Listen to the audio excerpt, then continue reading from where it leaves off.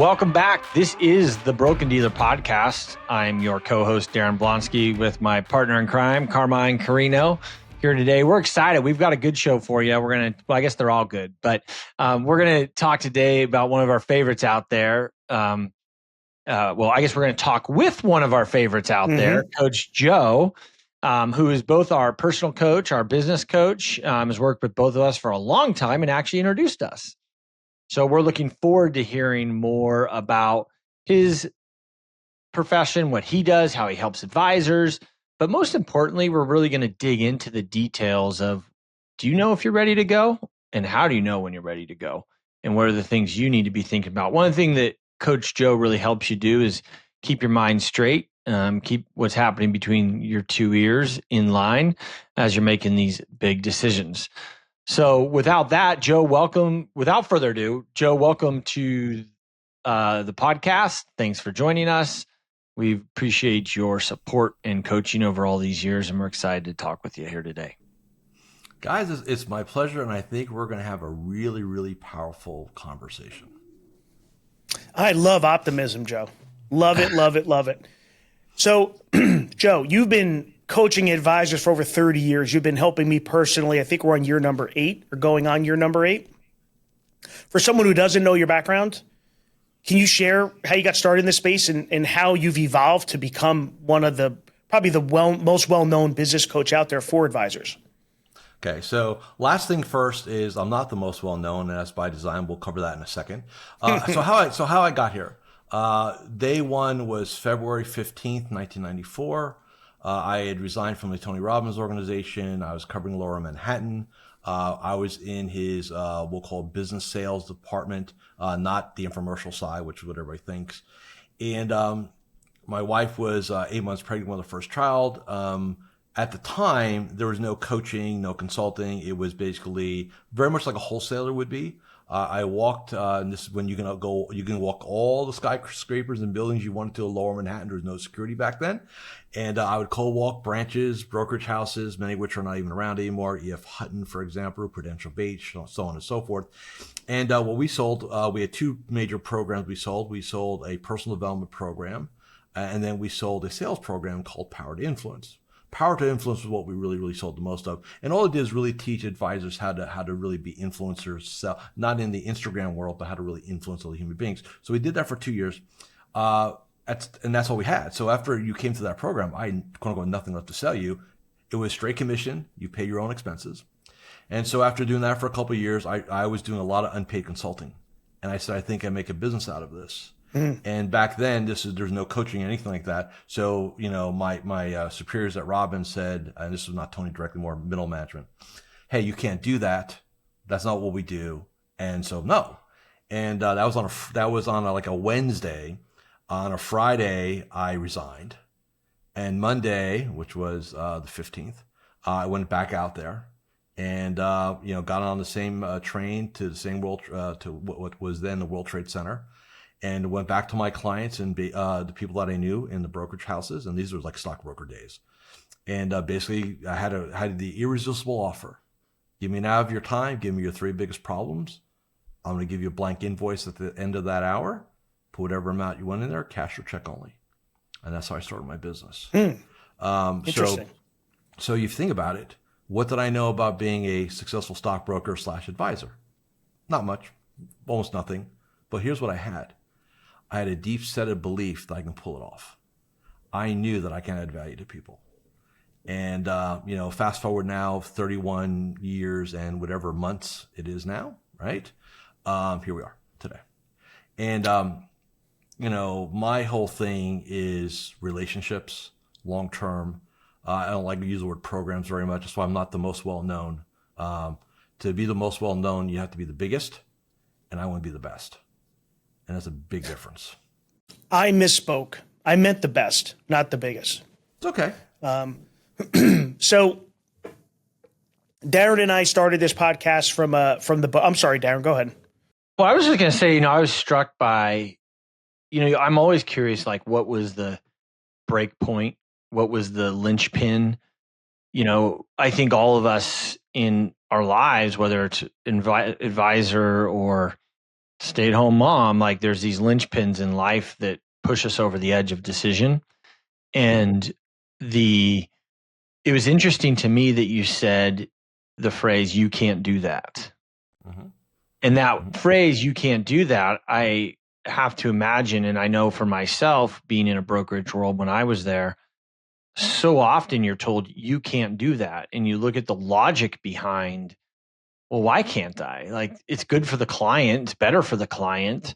And then you start to unwind that you can't do that. And you realize, well, wait, like this brokerage is serving the brokerage, not the client. And that's the only reason that you can't do that exists isn't because the client is best served. It's because, well, the brokerage has some kind of liability it doesn't want to extend. It has some sort of profit motive that's driving that decision. And when I started waking up to the "you can't do that" just statements that I was getting inside the brokerage world, that I think was one of the big linchpins or moments of decision. Like, wait, something's not right here. Like, this doesn't make sense.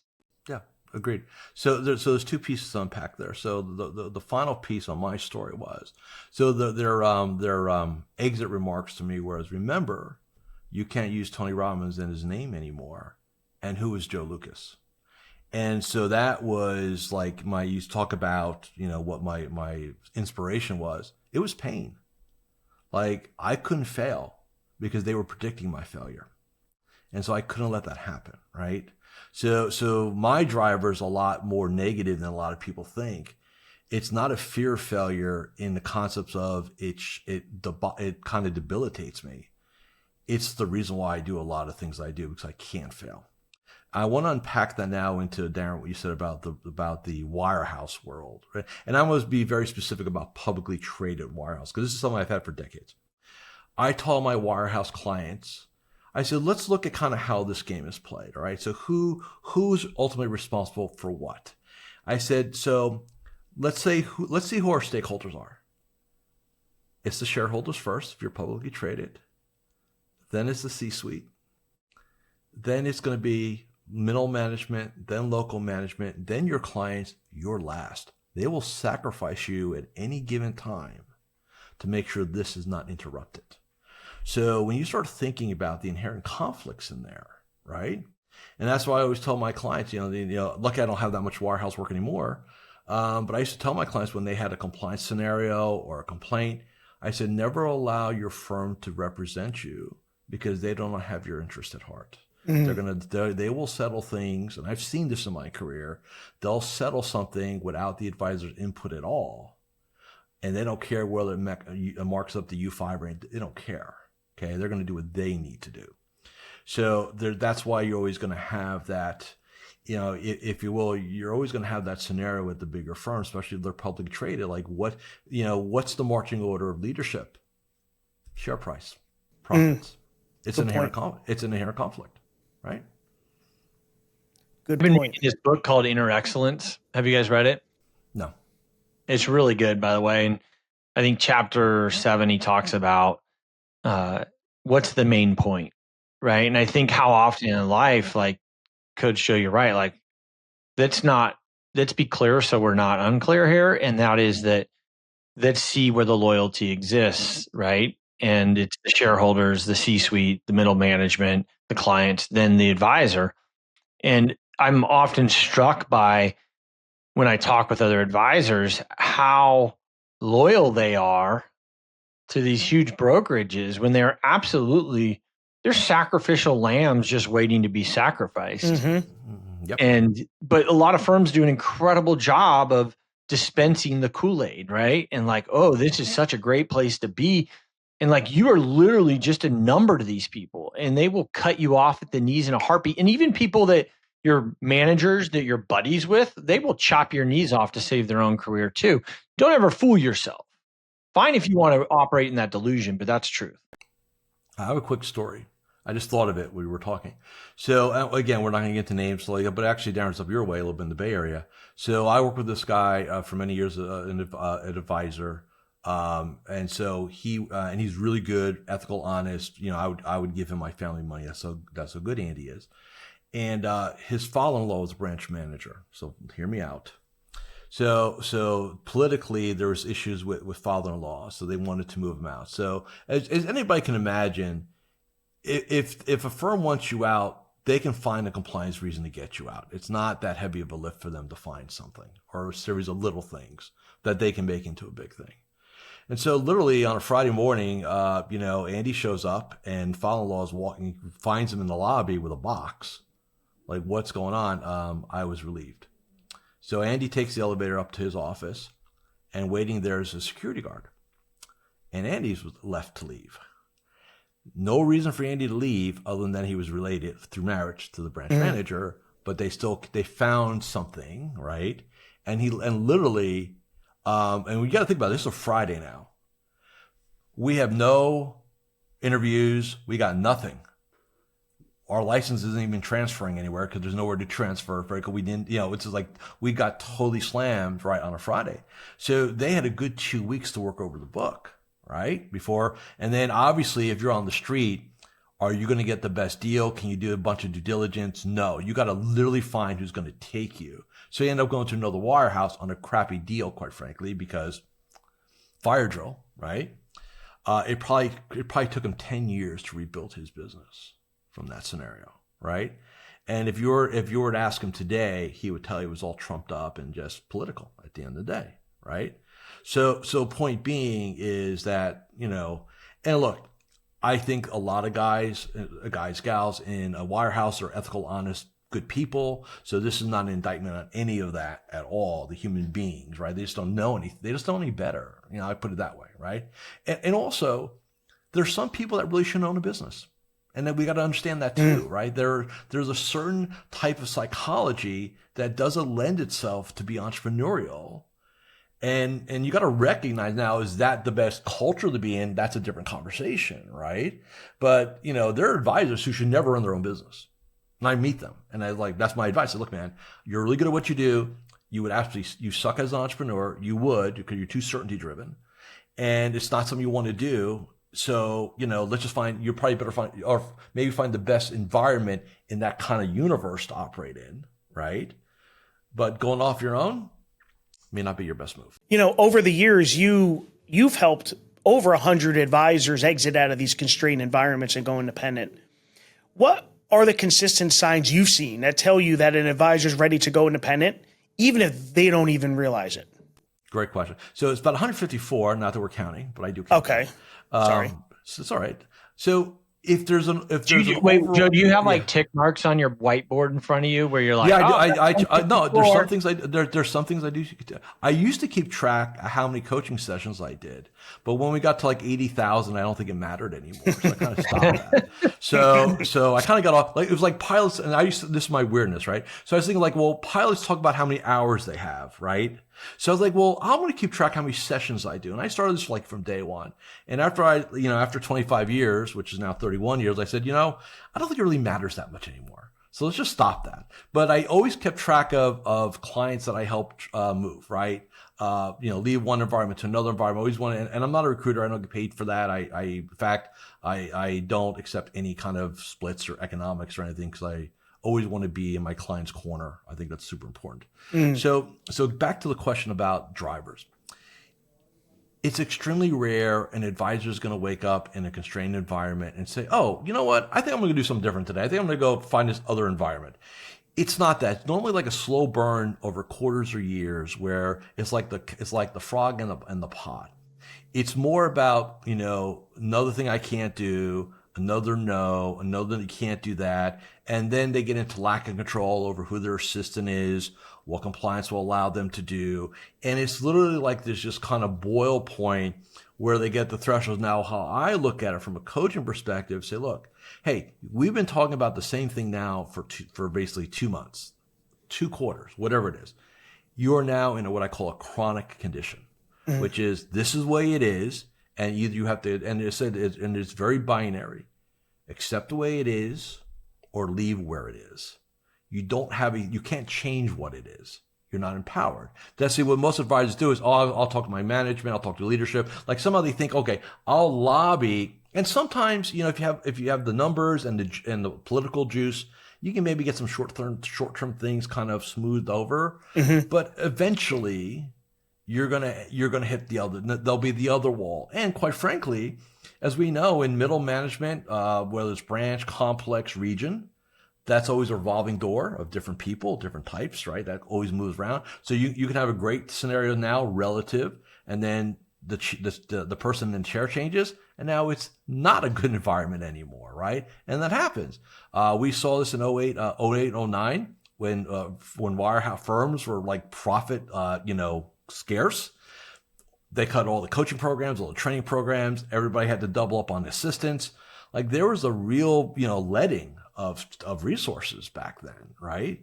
And quite frankly, they never put them back because everybody got used to just doing with less. So it's just a situation where I think somebody wakes up one day and says, you know what, I just can't do this anymore where I'm doing it. So it's more built out of frustration than it turns into action. That's normally the way it works. It's not let me get the spreadsheet out and do some P&L and look at what my delta is going to be versus this versus that.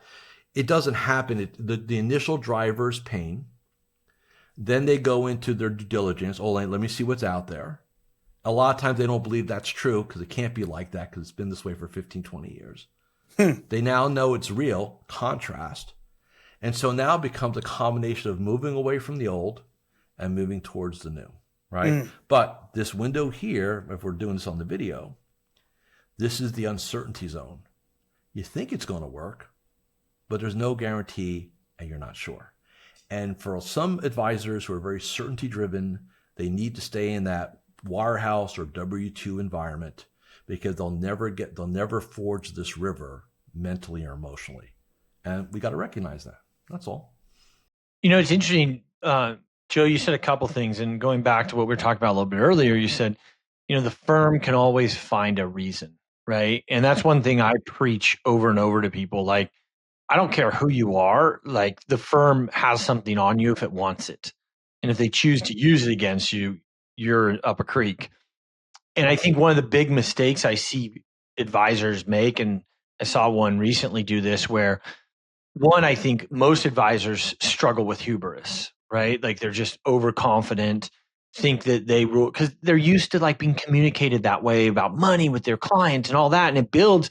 But then they take that same energy and then project it out onto the firm they work with, even the independent firms, and they start thinking that they're the bomb. And I've watched literally advisors go after the firm like, this should not be this way. You're not doing it this way on me. And next thing they knew, some like hair up, compliance person comes in and just chops them at the knees and they're toast. And that's the process, right? So even if you think you have the power of the political influence, it's just a matter of time before someone says, yeah, no, you really don't have the power. And they just chop you off from a compliance standpoint. And I think always keeping that in your mind that like, you're just a number, man. And like, you have no power in this.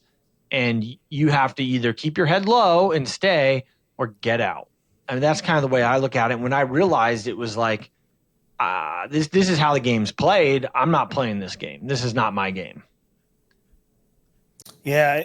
Daren and I covered this on our last episode of like the biggest common fears of advisors who are looking over the fence at independence or getting out of that constrained environment. And, when you hear an advisor say, I can't afford to leave my firm or my clients won't follow me, right? Those are probably two of the common themes that you've heard, Joe, and advisors that say, I can't stay here anymore. What do you say to them?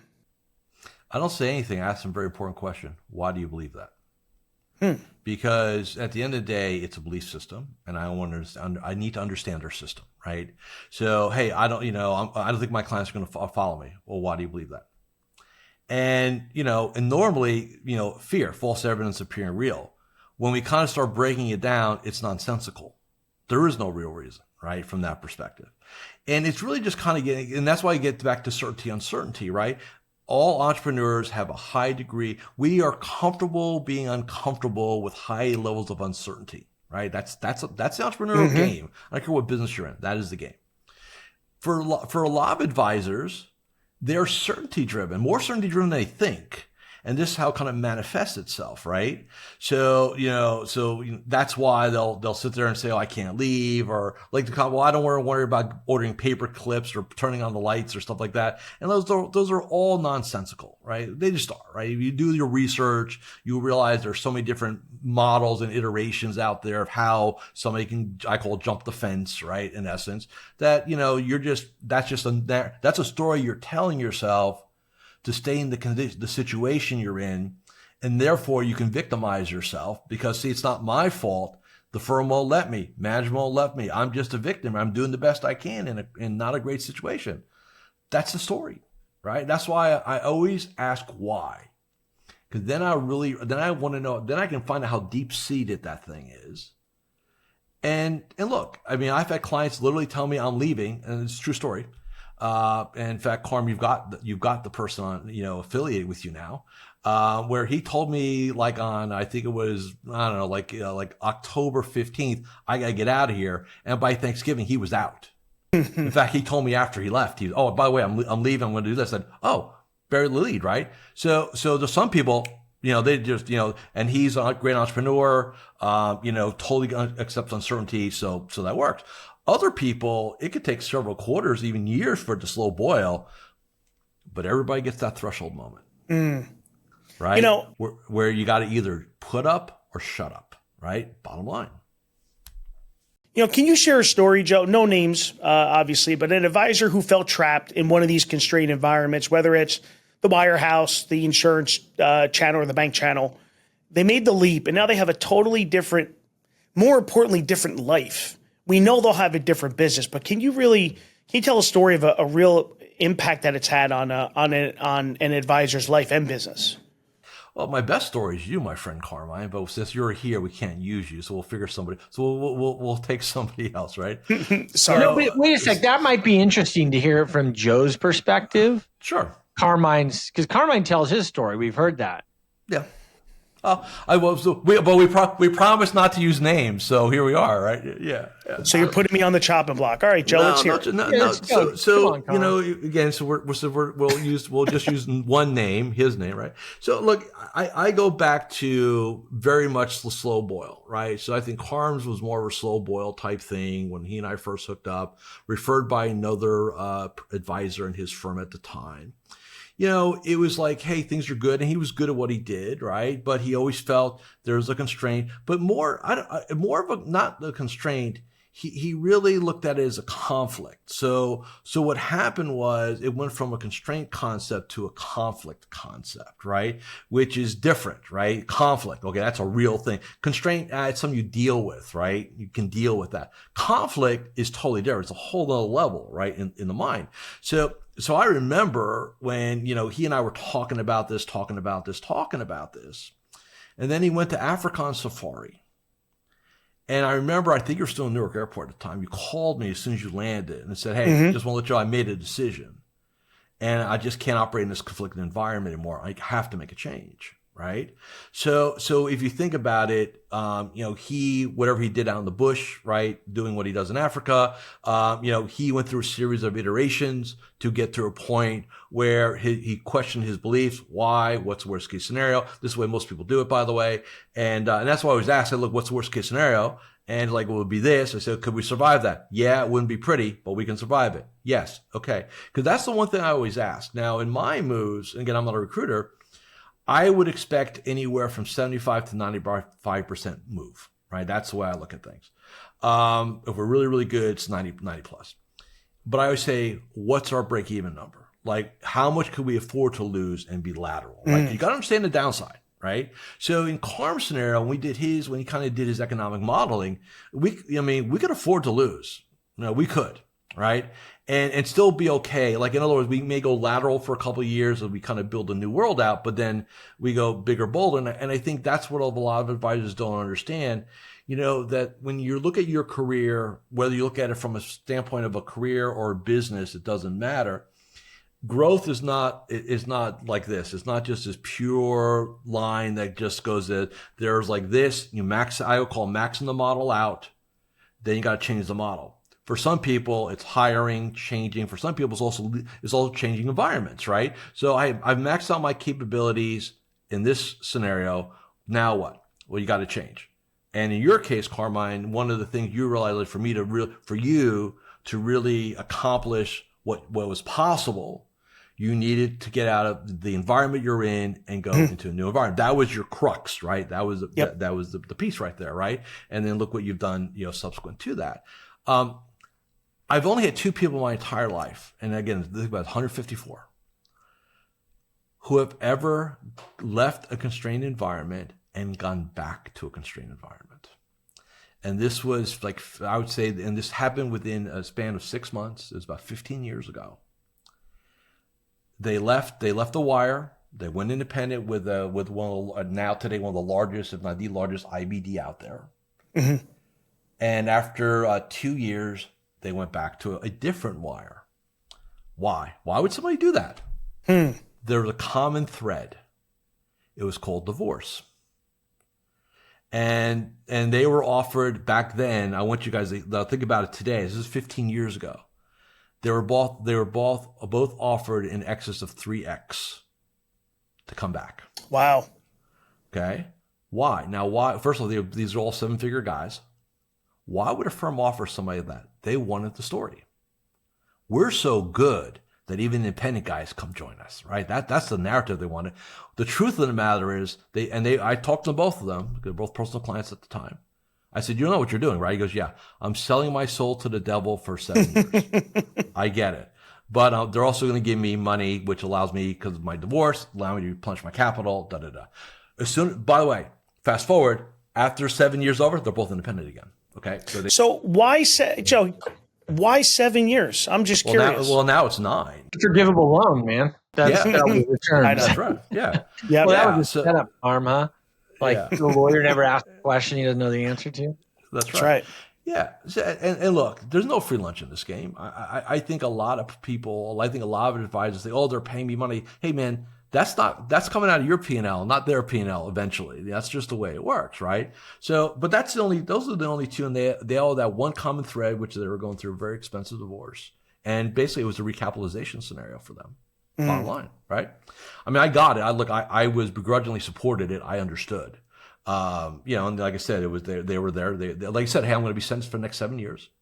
I'll do the best I can, and then I'm out again. So that's okay, man. And they were both in their mid-40s at the time, so it was like, it couldn't get done again. And like I said, they're both out now, 5-6 years later. So good. Here's something that I could definitely relate to. But do you find some of these firms condition advisors into thinking they're growing when really they're just getting better at serving the firm's goals and not theirs?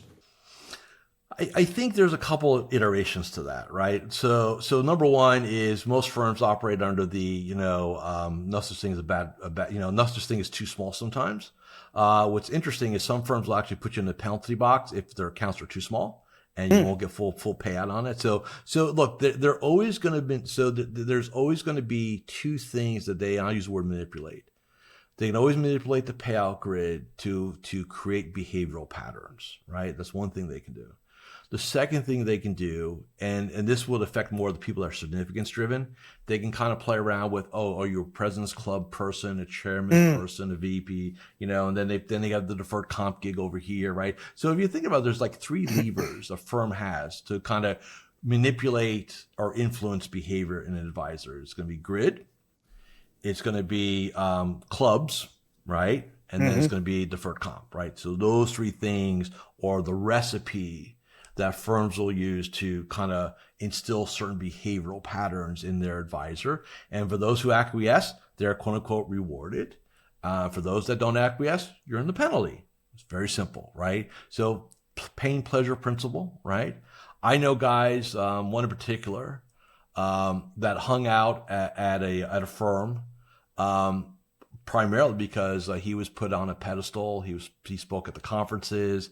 He was always on the trip, right? The top 50 at the firm. And for some people who are significance driven, right? We go back to human needs. Like that's an important emotional, again, makes no sense business wise.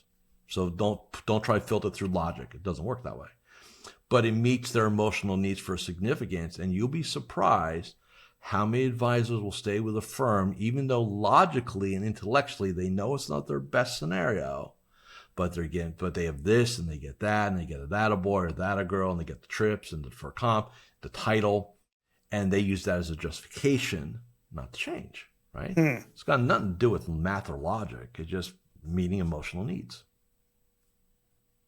Yeah, and then in where I came from, the insurance industry, a lot of significance. I mean, these firms do a really good job in making you feel important. And more importantly, the only time you feel important, or the only time they make you feel important, is if you're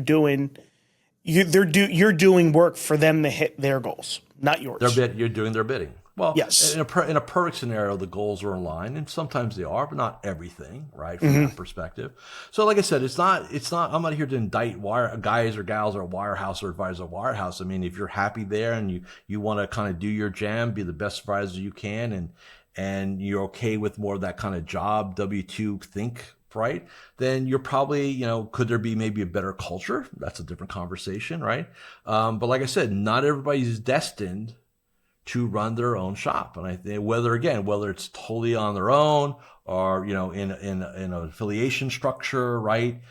Either or, some people are just not, some advisors are just not wired for it. And it would be an unmitigated disaster if they did try to do it. What growth opportunities do advisors miss entirely because of their current firm won't allow them to innovate, market freely, or just build real enterprise value? Great question. So, I mean, I think at some point all firms get there. It's like who gets there first, who gets there second, who gets there last, right? So we all know who gets there last, right? Which are going to be the big wires. So like right now, the constraints that I see are like basic stuff. Like most wirehouses, you can't use like Calendarly to schedule appointments. I mean, that's about as 101 as they can get. Now, here's their claim is, well, it's client information, data integrity, blah, blah, blah. I don't know. Doctors use it. They have HIPAA. They find a way around it. That's right. And independent firms do. So, like, what's that about? Where I think you're going to see the real going forward now is the integration of very basic AI tools into the practice models. Where we're not going to throw a name like say Jump AI, which is very popular now, and note taking, right? You guys on the RA side, like, oh yeah, we like it. Our compliance person, here's how you do it. Go to way, right? You would think that you're asking the big firms for kidney donations from the C-suite, right, to get that done, because it just all what they see, and this is also culturally. Big firms compliance. What is their marching order? Compliance down to the lowest common denominator, which is basically somebody's going to do something stupid, and we got to prevent that one person from doing it. So all you now have to suffer because that's lowest common denominator. And then one person got licensed the month before. Right, or something like that. So they just constrain all their advisors because of the 5% or 3% potential bad seeds that may abuse something, right? And then everybody has to suffer. So automated scheduling, AI note-taking tools. There was a time up until very recently where getting a video on a landing page on a website was like an act of Congress, right? All this other stuff, right? So I think I use the word friction, right? I think there's a lot of friction. Like, in other words, you just can't go fast. And the bigger your business gets, the more friction is concerned, right? And then you get into because then at some point, if you're going to build an enterprise model at a firm, and let's keep that simple. So let's just say, hey, for every dollar I create, my personal EBITDA top line, I get 40 cents. The firm is going to allocate X amount of dollars for support. I need more people. I need a junior advisor. I need a planner. Well, that's going to come out of my pocket. So that's going to come out of my 40%. So if you start thinking about unreimbursed business expenses, marketing, staff, maybe your effective payout's 30%.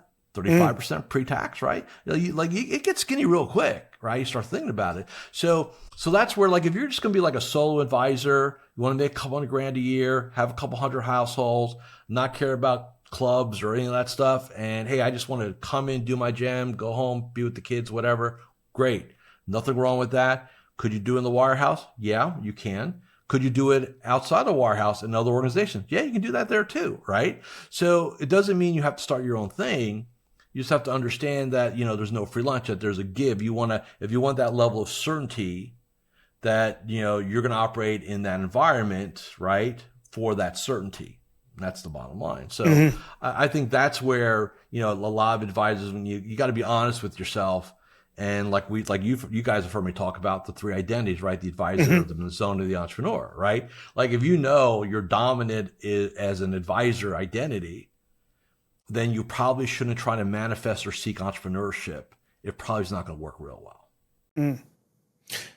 I think, Joe, real quick, let me just interject something. So I think, Joe, you said something that's so important, and that is an effective payout. Like I can't tell you how often I talk to advisors, and they literally have no idea what their effective payout is. They know what's advertised at them by the firm, but they've never actually calculated what their effective payout is. I even see independent guys make this mistake all the time where they're like, well, my hybrid broker dealer is only going to take 10%. No, they're just going to scrape 10% off the top, and then you got to run your whole business. Right. No, 100% right. So I'll share a quick story. This is really good. So it's a client of mine. He's a wirehouse guy. He'll be a wirehouse guy for another year or two. Then he will not be a wirehouse guy. He's in one of my mastermind groups, not our group. So he was out, in Utah with us last year, and and he's a $4 million guy, good guy, ethical, honest, love him to death. And so he brought this to the group. He says, I have a dilemma. Should I stay at my firm or should I do my own firm? And so we did this. So we did and I said, look, let's just do a math. Let's do a math exercise real quick. I said, so 4 million. And I said, his grid's a little better. So let's keep things simple. 4 million, is 2 million, right? And I said, okay, so your $2 million, I call it effective gross. So what do you pay that they don't? So that 2 million now got down to about 1.6 real quick, right? This is pre-tax, right? And I said, and if you were, and he's got no kids coming to business. We already know that. So I said, if you were to sell the business, well, if you were to do an internal sale, what would you get? He goes, they would give me, 2 times 4 or $8 million. So, okay, not a bad deal. I said, by the way, how's that going to be treated from the tax perspective? Ordinary income, right? Cause he's right. So it's going to be, full freight and he's in a state that there's a state tax. So it's going to be full freight, and he's not going to retire for a decade, but this is illustrative purposes. I said, let's take that on the other side of the fence now. So let's just say pure RA, effective payout 100%. Let's just say you work on 60% gross margins. Let's keep the math simple, right? So, what's that, 2 million? What's that, 2.25, 2.3, something like that? I said, so on 2.3 EBITDA, what do you think your multiple is on that? He said 3, 4. I said, try 10, 12. I said, so here's your deal. Is it worth, is your loyalty to the firm worth $10 million to your family? At least, if not more, right? And I don't like to make it about the money, but sometimes the money, but sometimes when you start, what's really changed, guys, and this last 5 years, is that, for longest time that I've been in this game, I never thought an advisor could really create generational wealth unless you're going to build a massive practice, right? And very few people can do that. But today, with the valuation models that we see out there, right, and we can debate whether they're real or not, it's a whole different conversation. But, if you're doing a couple $1 million at a firm versus a couple $1 million on your own, I'm telling you right now, you have an eight-figure delta between the two on valuations, right? And that's before we get into tax situations, right? Which is a whole nother animal.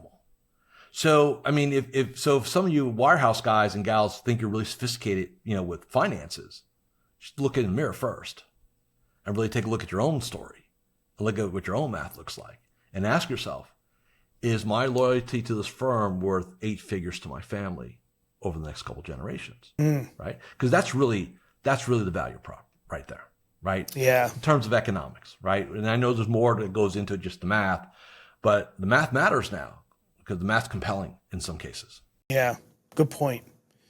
Good point. Well, Daren, is there anything else you want to end it on, right?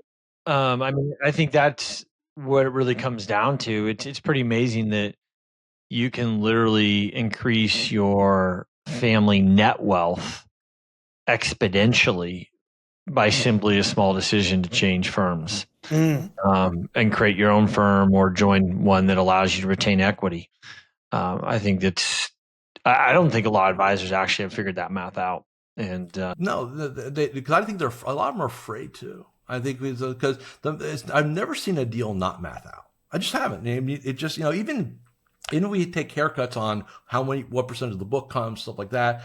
Like I said, I've never had anybody, that said, man, this was like a total disaster, total mistake, things like that. I should have stayed where I was. I just haven't had that narrative in my career. And then I'll take your comment one step further. Then what they really need to do, then go sit with their CPA and do some tax modeling, right? Yeah. On the effect of net post-tax, what you take home, right? And all the economic benefits of owning a firm, owning an asset, right? Because right now at a firm, and again, it's their model, and I get it, right? You think you own. It's the illusion of ownership. Yeah. But it's an illusion, right? You can't go to the bank and go, hey, I'm a $3 million producer, XYZ firm. I want to go get some asset back. Well, do you have a sub S? Do you have an else? Like, oh no, I'm just a dude over here. I make a lot of money. Versus, oh yeah, I've got a $3 million shop here. It's worth probably 12, 14 million, right? If I just go if I go 3 over 3, it's 9 mil. I got a real asset there. It's a true to God real big asset difference for your family. Massive difference. Great point, Joe. So we're going to wrap this up today. Joe, thank you so much for joining us. I mean, we could talk about this for days. If you're listening to this and realizing your current firm no longer aligns with who you are, maybe it's time for a confidential conversation. Reach out. Daren and I have been through it, and we can walk you through what's possible. Make it a great day. Thank you for listening to Broken Dealer. Click the follow button to be notified when new episodes become available. Visit our website at www.brokendealer.com.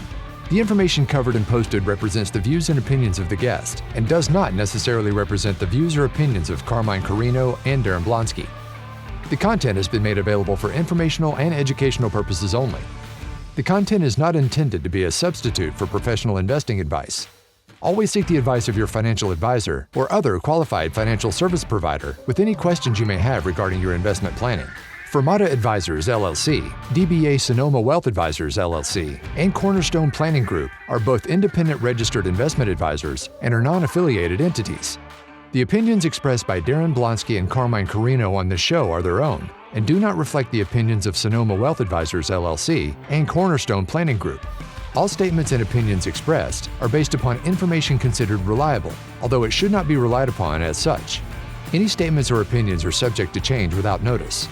The information presented is for educational purposes only and is not intended to make an offer or solicitation for the sale or purchase of any specific securities, investments, or investment strategies. Investments involve risk and, unless otherwise stated, are not guaranteed. Information expressed does not take into account your specific situation or objectives and is not intended as recommendations appropriate for any individual. Listeners are encouraged to seek advice from a qualified tax, legal, or investment advisor to determine whether any information presented may be suitable for their specific situation. Past performance is not indicative of future performance.